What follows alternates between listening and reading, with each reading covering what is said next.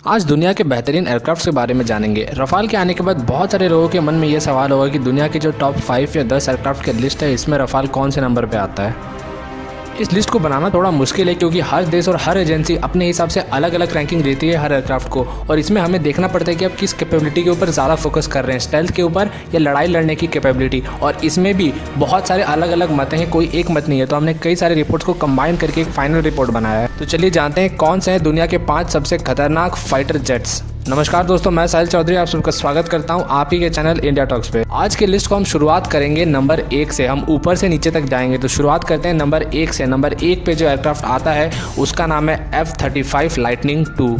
दोस्तों F-35 दुनिया का एक अकेला international 5th generation fighter aircraft है, यानी एक अकेला ऐसा फाइटर एयरक्राफ्ट 5th जनरेशन का जो कई सारे देशों के पास है। इस एयरक्राफ्ट को यूएस एयरफोर्स और यूएस नेवी दोनों के लिए बनाया गया था, इसीलिए ये विमान किसी भी एयरक्राफ्ट कैरियर के ऊपर वर्टिकल लैंडिंग करने में सक्षम है। F-35 को स्टेल्थ के मामले में F-22 से कम माना जाता है, लेकिन F-35 सबसे लेटेस्ट फाइटर एयरक्राफ्ट है और इसमें जो एवियोनिक्स और इसके अंदर का जो मेन सिस्टम लगे हैं वो सबसे ज्यादा घातक हैं और बहुत ही ज्यादा एडवांस्ड है दुनिया के किसी भी और एयरक्राफ्ट से। दोस्तों जब भी हम एडवांस फाइटर जेट की बात करते हैं तो लोग चाइना के J-20 का भी नाम ले लेते हैं या रशिया के Su-57 को भी बता देते हैं, लेकिन मैं आपको एक क्लियर कट बता देना चाहता हूँ, इस एयरक्राफ्ट के अंदर जो टेक्नोलॉजी लगा है इसके सामने Su-57 और J-20 दूर दूर तक नहीं आते हैं। आज के दिन में एक एयरक्राफ्ट में स्टेल्थ या कोई और लड़ने के कैपेबिलिटी से ज्यादा इंपॉर्टेंट होता है उस एयरक्राफ्ट का दिमाग कैसा है। इसका दिमाग इतना तेज है कि एक साथ कई सारे टारगेट ऊपर नीचे चारों तरफ 360 डिग्री घूम करके आइडेंटिफाई कर सकता है और उनसे निपट सकता है। और सच बात बताऊं तो इसकी जो रेंज है डिटेक्शन की वो इतनी ज्यादा है कि ये अगर हमारे टेरिटरी में घुस आएगा तो ये हमारे किसी भी फाइटर जेट, फिर चाहे वो सुखोई हो चाहे रफेल हो, उसे दूर से ही देख पाएगा, लेकिन हमारे सुखोई और रफेल इसे नहीं देख पाएंगे। सोचिए कितना खतरनाक सिचुएशन हो जाएगा जब कोई एयरक्राफ्ट आसानी से आपको देख सकता है अपने सामने आता हुआ, लेकिन आपको कोई अता पता ही नहीं है कि वो आपके टेरिटरी में आपके आसपास खड़ा है और आप उसके रेंज में भी आ जाएंगे और वो आसानी से मिसाइल फायर भी कर देगा और आपको यहाँ तक भी नहीं पता होगा कि आपके एरिया में कोई फाइटर जेट दुश्मन का मौजूद है। यही काबिलियत इस फाइटर जेट को F-22 से भी ज्यादा खतरनाक बनाती है, क्योंकि F-22 खाली स्टेल्थ में आगे है, लेकिन उसकी जो स्टेल्थ काबिलियत है उसके बाद भी एक डसॉल्ट रफेल उसे आसानी से रेडर में पकड़ सकता है। आगे बढ़ते हैं नंबर 2 की तरफ। नंबर 2 पे दुनिया का जो दूसरा सबसे बेहतरीन फाइटर जेट आता है उसका नाम है F-22 रैप्टर। F-22 भी F-35 की ही तरह अमेरिका का फाइटर जेट है जिसे लॉकहीड मार्टिन ने बनाया है। ये दो बहुत ही इंपॉर्टेंट फीचर्स को कंबाइन करता है, एक है स्टेल्थ, दूसरा है मैन्यूवरेबिलिटी। स्टेल्थ टेक्नोलॉजी हमेशा से अमेरिका की महारत रही है और मैनूवर करने की जो टेक्नोलॉजी है वो हमेशा रशिया के पास अव्वल दर्जे की है। आज भी रशिया की जो Su-30 एयरक्राफ्ट भारत यूज करता है वो सबसे दुनिया के एक अच्छे मैन्यूवर करने वाले एयरक्राफ्ट में से एक माना जाता है। वो इतने अच्छे स्टंट्स कर सकता है कि जब कोई डॉग फाइट का सिचुएशन क्रिएट होता है तो दुश्मन का कोई भी एयरक्राफ्ट उसके सामने फीका पड़ने लग जाता है। पर F-22 में अमेरिका ने इस कमी को पूरा कर लिया और इन दोनों ही ताकतों को एक में मिला करके F-22 बना दिया। अगर स्ट्रक्चर के हिसाब से बात करें तो F-22 इस वक्त दुनिया का सबसे बेहतरीन एयरक्राफ्ट आप कह सकते हैं, लेकिन जो एवियोनिक्स और इंटरनल रेडर सिस्टम्स की बात होती है इसमें इसका जो नेक्स्ट जनरेशन था F-35 वो इससे आगे निकल गया। F-22 जिस समय बन रहा था उस समय स्टेल्थ कोई फ्यूचर माना जाता था, लेकिन F-22 के बनने के कुछ ही समय बाद ये बहुत ज़्यादा क्लियर हो गया कि स्टेल्थ टेक्नोलॉजी उतना ज़्यादा इफेक्टिव नहीं है जितना हमें लगता है। ये भी आसानी से पकड़ में आ सकता है दुनिया के किसी भी रेडर्स के और इसे भी मार गिराया जा सकता है। F-22 रैप्टर को आप इस तरीके से समझ सकते हैं कि इसका जो शरीर है वो दुनिया का सबसे ताकतवर और सबसे अच्छा, सबसे लचीला शरीर है, लेकिन इसका जो दिमाग है वो थोड़ा कम है। वही दूसरी तरफ जो F-35 है उसका शरीर उतना लचीला नहीं है, लेकिन उसका दिमाग सबसे ज़्यादा तेज़ है और आज के युद्ध में शरीर से ज़्यादा दिमाग काम आता है। F-22 में 2 F-119 इंजिन्स लगे हैं जो कि वर्ल्ड के most advanced combat aircraft engine माने जाते हैं। ये एयरक्राफ्ट मैक 1.5 के स्पीड से भी ज़्यादा स्पीड हासिल कर सकते हैं बिना आफ्टर बर्नर्स का इस्तेमाल किए। अब चलते हैं हमारे लिस्ट में आगे। दुनिया का तीसरा जो सबसे खतरनाक फाइटर जेट है उसका नाम है सुखोई Su-57। Su-57 रशिया के हिसाब से एक 5th जनरेशन फाइटर जेट है। इस प्रोग्राम के जो नेक्स्ट प्रोग्राम था उसमें रशिया ने भारत को भी इन्वाइट किया था कि भारत भी अपना पैसा लगाए और रूस भारत मिल के बनाए, लेकिन रूस पैसे लेने के बावजूद भी इसका क्रिटिकल टेक्नोलॉजी भारत को ट्रांसफर नहीं कर रहा था, इसलिए भारत ने इसे लात मार दिया। अब भारत इससे पूरी तरीके से हट चुका है और भारत ने अपना पूरा ध्यान AMCA और तेजस मार्क 2 या मार्क 1A के ऊपर लगा दिया है। भारत चाहता है कि अब 2030 तक उसके बेड़े में लगभग 300 तेजस के एयरक्राफ्ट हो, जिसमें तेजस मार्क 1, मार्क 1A और मार्क 2 शामिल होंगे और कम से कम 100 AMCA जैसे विमान हो। AMCA का पहला फ्लाइट 2024 में एक्सपेक्ट किया जा रहा है। अगर Su-57 की बात करें तो इसने पहला बार फ्लाइट लिया था जनवरी 29, 2010 में। Su-57 का जो इंटरनल सिस्टम है वो इसके प्रेडिसेसर Su-35 से बहुत ज़्यादा अलग नहीं माना जाता है। लोग कहते हैं कि Su-57 में बस एक अच्छा डिज़ाइन बना दिया गया जो कि स्टेल्थ कैपेबिलिटी से लेस था।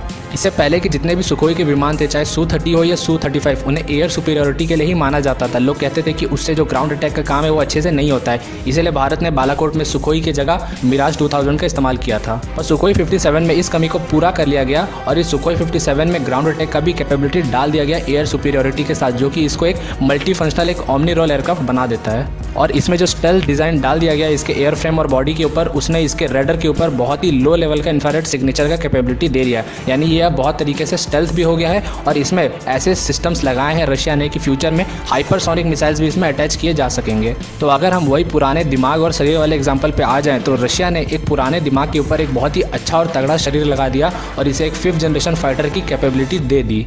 हमारे लिस्ट में आगे बढ़ते हैं नंबर 4 की तरफ। नंबर 4 के ऊपर थोड़ा विवाद हो सकता है। नंबर 4 और 5 में जो दुनिया मानती है हम उसे अलग मानते हैं।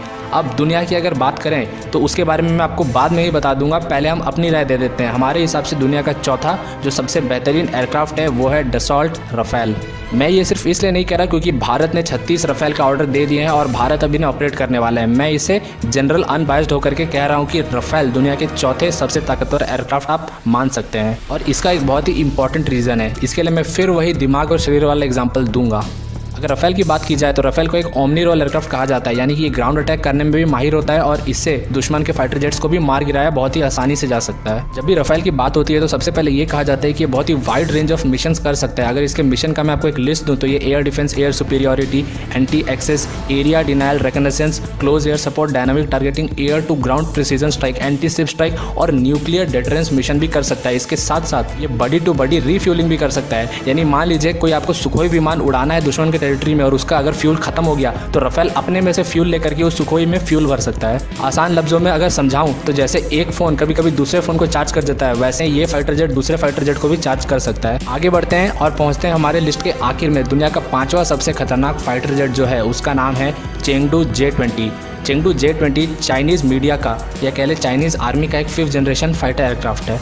मैंने गलती से चाइनीज़ मीडिया नहीं कहा, मैंने जानबूझ के कहा क्योंकि इसे जो 5th जनरेशन का दर्जा है वो चाइनीज़ मीडिया ने ही भर भर के दे दिया है। हालांकि ये किसी भी बड़े इवेंट में आज तक नहीं गया है, तो हम कुछ नहीं कह सकते कि ये सच में एक 5th जनरेशन का फाइटर जेट है भी या सिर्फ एक हाइप है, एक दिखावा है। हालांकि चीन की मीडिया के पास इतना ज़्यादा पैसा है और उन्होंने वर्ल्ड में इतना ज़्यादा पैसा खिलाया है कि अब कई सारे देशों के लोग इस J-20 को अकेला F-35 और F-22 का कंपटीटर मानने लगे हैं, यानी ये अकेला उन दोनों से लड़ सकता है, ऐसा उनका मानना है। हालांकि मैं आपको सीधा इसके हकीकत के बारे में बता देना चाहता हूँ। इस एयरक्राफ्ट के ऊपर, इस कंपनी के ऊपर इल्ज़ाम लगाए कि इसने अमेरिका के जो F-22 का डिज़ाइन है उसे $4 बिलियन दे करके कहीं से चुरा लिया या खरीद लिया है। और दूसरी तरफ इसने जो रशिया के सुखोई 27 के जो इंजन्स और ये सब से चुरा करके जो रिवर्स इंजीनियरिंग करके अपने एयरक्राफ्ट बनाए थे, सेम उसी इंजन को यूज़ करके उसके बाहर से F-22 का शरीर दे दिया या F-22 को कॉपी करके वैसा ही एक स्टेल्थ वाला शरीर बना करके उस सुखोई के इंजन में लगा दिया और इस तरीके से बन गया चाइना का 5th जनरेशन का फाइटर एयरक्राफ्ट। इसकी अहमियत आप इसी बात से लगा सकते हैं कि चीन के पास अभी ऐसा J-20 के सिर्फ 20 विमान है, 20-21 विमान ही वो ऑपरेट करते हैं और इसमें से भी एक भी विमान आपको किसी भी युद्ध में दिखने का कोई गुंजाइश नहीं है, इसका मैं गारंटी लेता हूँ। यानी